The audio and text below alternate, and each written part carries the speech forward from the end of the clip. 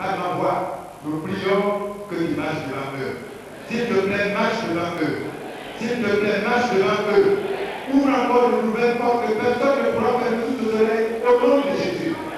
Ouvre encore la porte de la santé au nom de Jésus. La porte de la joie au nom de Jésus. La porte de la sagesse et de la paix au nom de Jésus.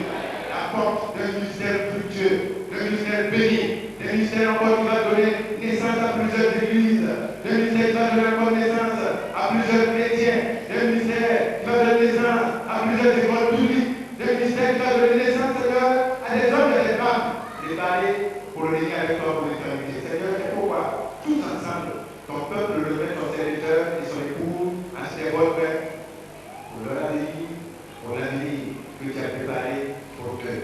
Seigneur, ta parole nous a enseigné, nous a dit que c'est toi qui bénis et que ta bénédiction ne subit aucun chagrin. Et cette bénédiction accompagne ton serviteur et son épouse maintenant, jusqu'à l'éternité, au nom du Père, au nom du Fils et du Saint-Esprit. Amen. Je voudrais simplement vous dire ce matin que jusqu'ici, l'Éternel nous a secourus. Pendant ces 40 ans de vie familiale, nous avons senti la présence de Dieu à nos côtés jour et nuit. Dieu a manifesté sa puissance dans notre famille. Il a opéré des prodiges.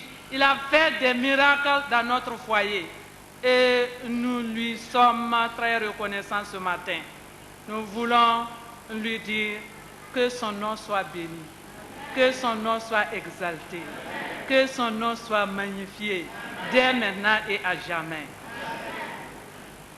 Je profite de cette occasion pour dire merci au pasteur principal de cette église, le pasteur Bazemon Joani et son équipe, ainsi que toute l'église, pour tout ce que vous avez fait pour nous, pour tout ce que vous faites pour nous et pour tout ce que vous ferez pour nous. Que Dieu vous bénisse. Que Dieu vous rende au centuple de vos bienfaits. Qu'il vous fasse du bien. Je profite également de cette occasion pour remercier mon époux parce que pendant ces 40 ans, il a été pour moi un patron, un serviteur, un soutien, un conseiller, un consolateur, un protecteur, une banque, etc.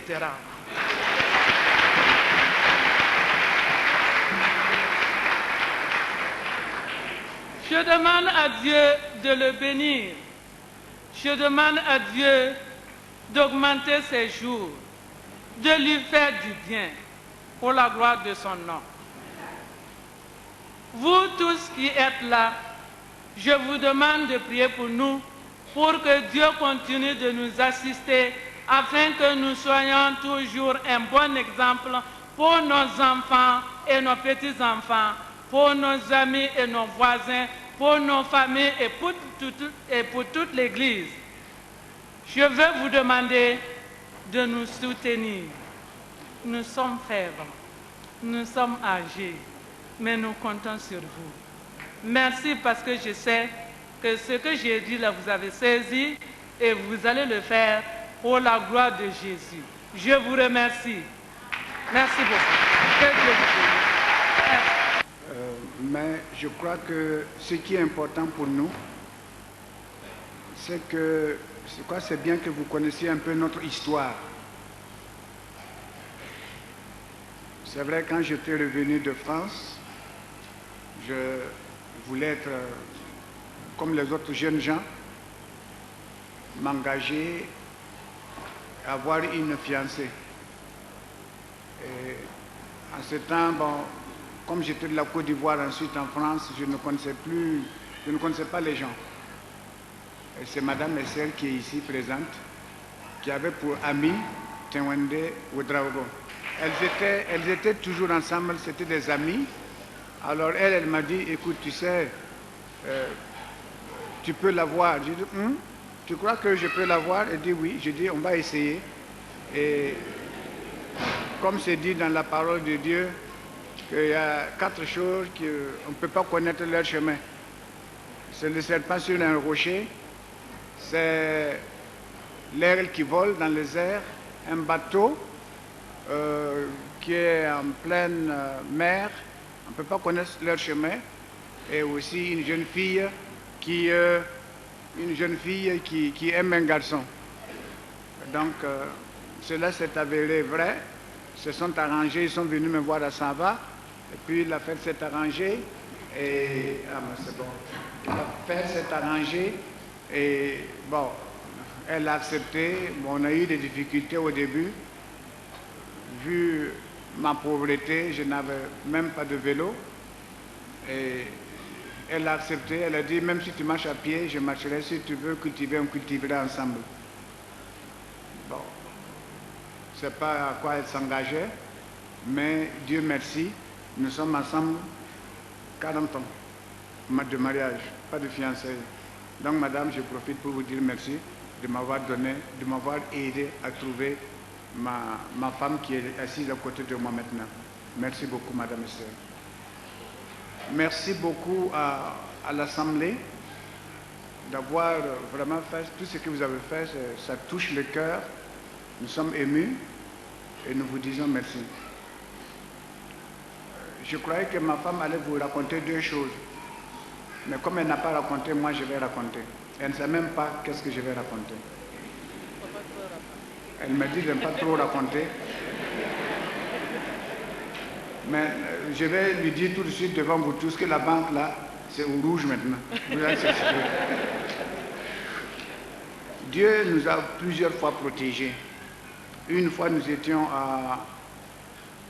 à Washington et nous devions partir à New York pour prendre notre avion. Et quand nous sortions avec nos 2 enfants, elle portait Lynette sur le dos et Linda ne tenait pas la main gauche parce qu'elle avait déjà presque 6 ans. Et il y a des gens qui sont venus, taxi, taxi, taxi, nous avons dit oui. Et pendant qu'on s'apprêtait à prendre ce taxi, il y a quelqu'un qui est venu passer devant nous en nous disant « Don't ». Moi, je n'ai pas entendu, mais ma femme a entendu. Et il le passe encore et dit « Don't ». Ça veut dire, pour ceux qui ne parlent pas anglais, ne le faites pas. Ça veut dire ne prenez pas ce taxi-là. Alors, c'était des voyous qui allaient nous prendre et nous dévaliser, peut-être tuer ma femme et moi-même, et amener les deux fillettes. Qu'est-ce qu'elle serait devenue aujourd'hui? Et ma femme m'a dit, mais écoute ce qu'il a dit. Elle a dit à mon homme maintenant,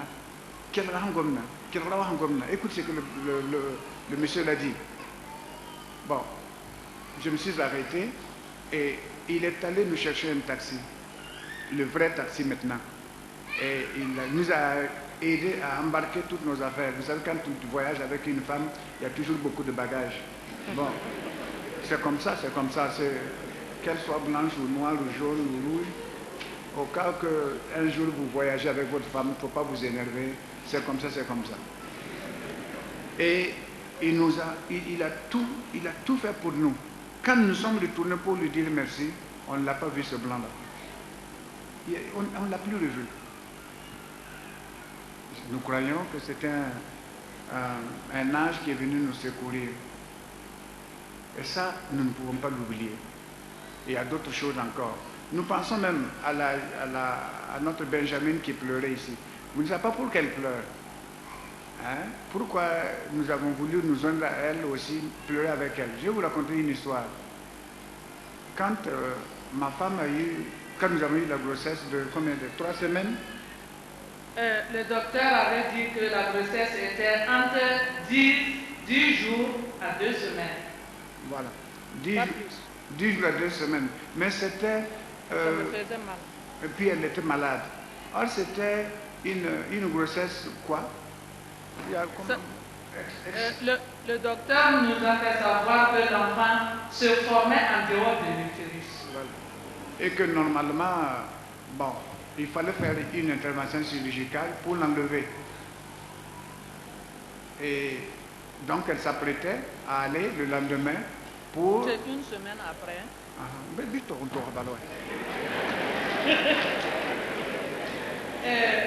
Le docteur m'a donné des calmants Et il m'a donné une semaine pour faire une autre radio avant de faire l'intervention. Et la femme qui m'a accompagnée est américaine et infirmière. Elle a commencé à pleurer. J'ai demandé pourquoi tu pleures. Tu penses que je vais mourir ici? Elle dit non. Vous n'allez pas mourir. Mais vous n'allez pas pouvoir payer pour l'intervention. Ça coûte très cher. J'ai dit non. Ce n'est pas la peine de pleurer. Nous allons exposer ce problème-là à Dieu. Si Dieu veut qu'on enlève l'enfant jeté, qu'il envoie l'argent. S'il veut que l'enfant vive, que lui-même fasse l'opération. La femme a ri avec ses larmes en me disant, Madame, vous avez plus de foi que moi. J'ai dit non, moi je n'ai pas plus de foi que toi, j'ai plus de problèmes que toi. On a rendu ce témoignage à l'école biblique. Il y avait au moins 1500 étudiants en ce temps-là. Et le dimanche, on fermait l'église de l'école biblique et les étudiants allaient dans les églises de la ville. Dans chaque église, on a prié pour moi. Il y en a qui ont gêné et prié sans me voir, sans me connaître. Quand nous sommes repartis une semaine après à l'hôpital, après la radio, le docteur nous a dit, moi je ne comprends rien. Moi je ne comprends rien là. Et nous avons dit, mais nous comprenons. Vous comprenez? Oui. Mais je vous dis que je ne comprends rien parce que l'enfant était ici. Et maintenant l'enfant se trouve là, dans un bon endroit. Donc, je n'ai plus besoin de faire l'intervention.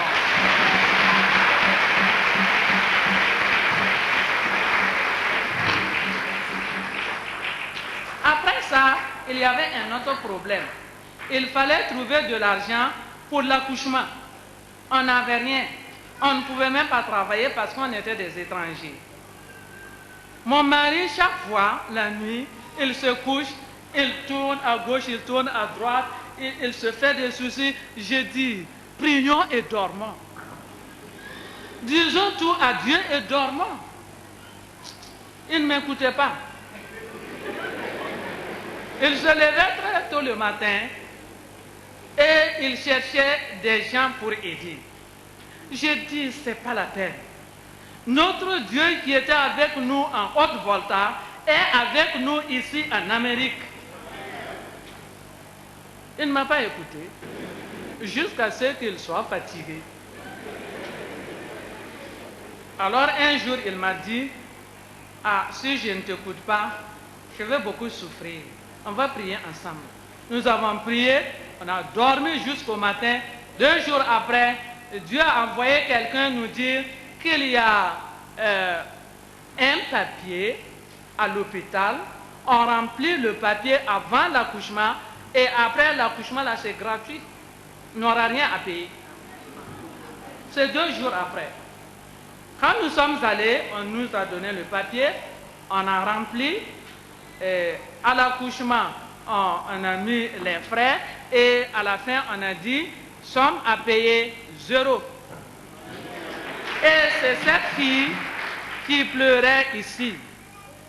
Quand nous l'avons eu, nous avons dit, c'est Dieu qui a aidé, c'est Dieu qui a intervenu. Son nom, elle s'appelle Wende Songde. Les Américains ont dit, ah, Wende Songde, là, on ne peut pas appeler ça. Et nous avons ajouté Lynette. Merci. Merci. Rendons gloire à Dieu pour tout ces bienfaits.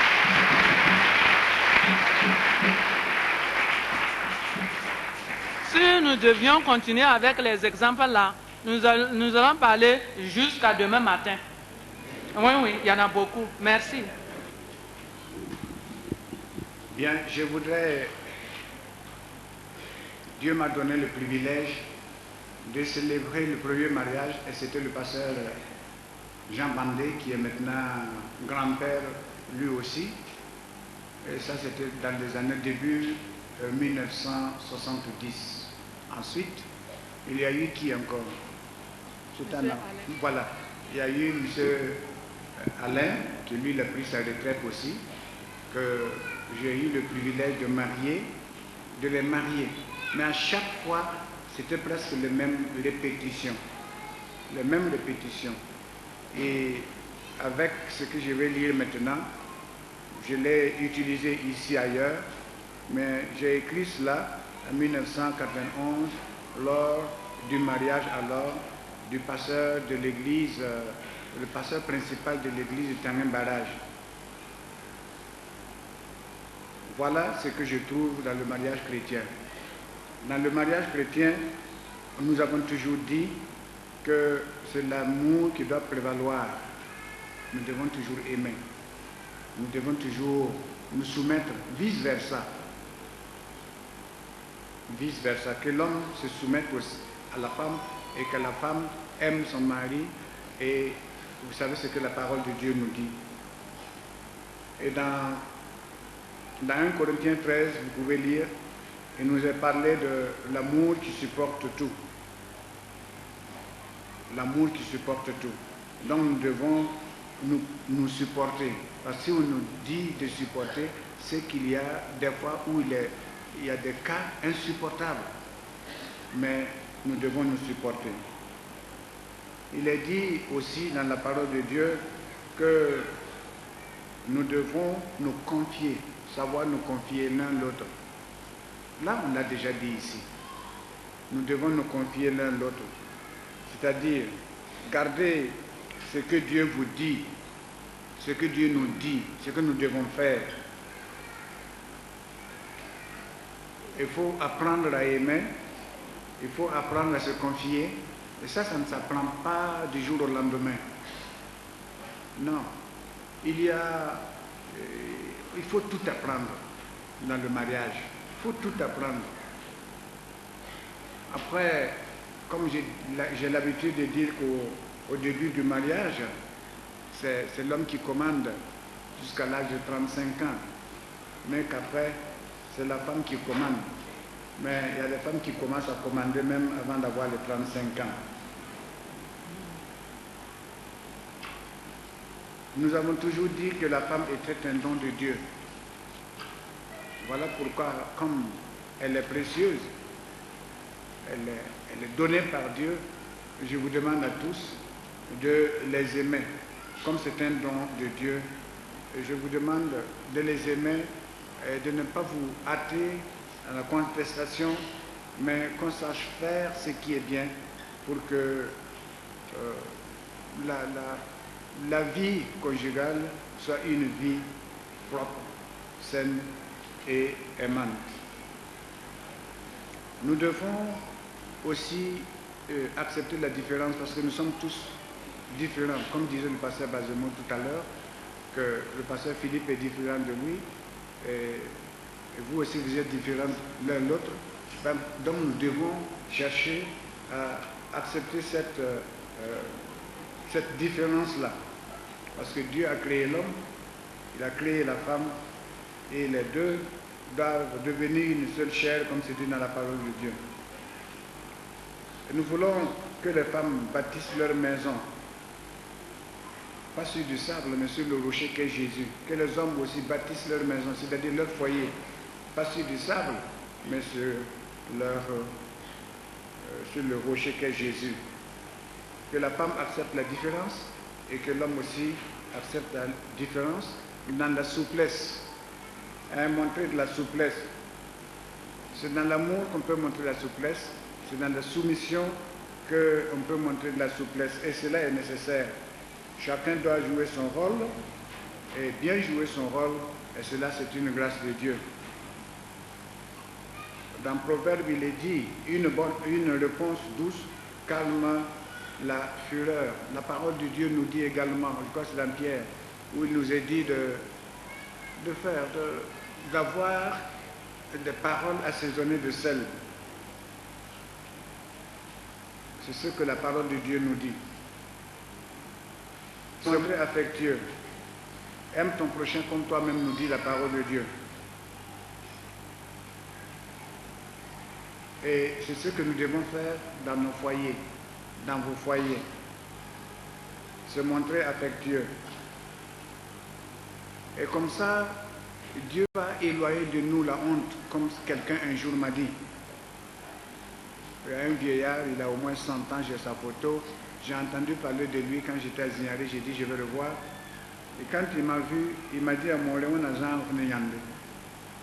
que Dieu éloigne de toi la honte. Je traduis terre à terre.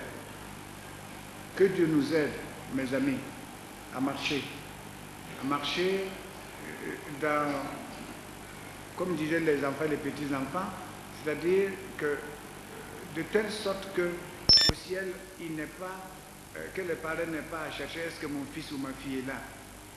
Parce que si vous ne vous occupez pas d'eux spirituellement, la question risque un jour d'être posée.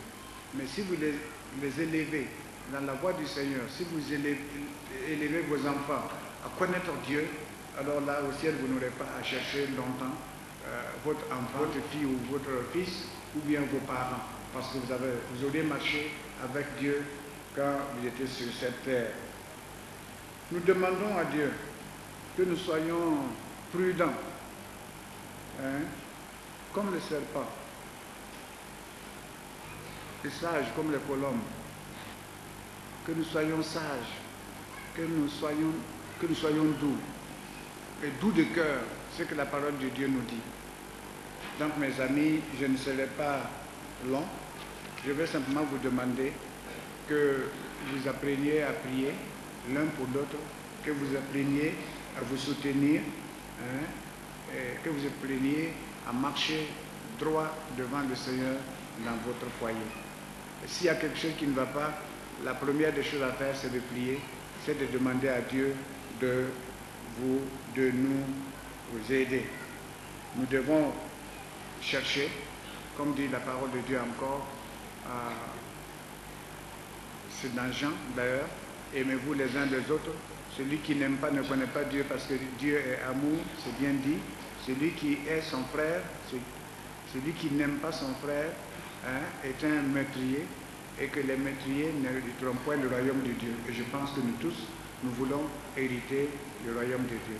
Donc que Dieu vous bénisse, que les foyers qui sont là maintenant, que les couples qui sont là ou qui ne sont pas là, et même si vous êtes seuls, sachez que Dieu que voudrait que vous grandissiez dans l'amour fraternel, que Dieu voulait que vous soyez toujours des gens qui marchent selon sa volonté.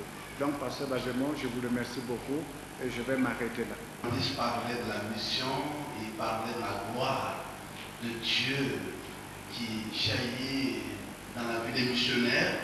Il y avait une femme qui était assise, elle était en grossesse, et pendant que le pasteur prêchait, elle ne faisait que compter le bébé dans le ventre. Pendant que le pasteur parlait, il pointe son ventre et dit, il y a un bébé ici, et je vais qu'il entende ce que le pasteur a fait dire. Je crois que chacun de nous, que nous soyons mariés ou non mariés, nous avons en quelques minutes eu un enseignement d'or. Je me répète encore, n'ayez pas honte. Après d'avoir entendu ce que le Seigneur vient de nous parler, au travers des témoignages, au travers du message, d'aller vers ton épouse, pour dire, allons-y, pardonne-moi. Il n'y a pas de honte à renoncer à ces lois. Notre objectif dans cette église, c'est que les couples soient bénis. Notre objectif, c'est que une église épanouie est formée de familles épanouies. Et les familles épanouies sont formées de couples épanouis. Et c'est pourquoi nous voulons maintenant renverser le rôle. Au lieu de ce soir, nous allons prier pour eux, ce qu'eux qui vont prier pour nous. Et la prière va se passer en 3 temps. Premièrement, nous allons demander aux jeunes dames, les femmes. Elles vont se mettre debout et notre maman va les bénir. Comme tout parent a béni ses enfants dans la parole de Dieu. Nous avons vu quand les parents disent, ça s'accomplit. Et je vais demander à toutes les femmes mariées de se mettre debout pour la bénédiction de la maman. Nous nous approchons du trône de la grâce tel que nous sommes. Tu nous vois, tu nous connais. tu connais chaque femme par son nom. Moi, je ne les connais pas, mais tu les connais toutes. Je te demande de les bénir. Je te demande, Seigneur Jésus, de les fortifier, de les changer, de leur faire du bien.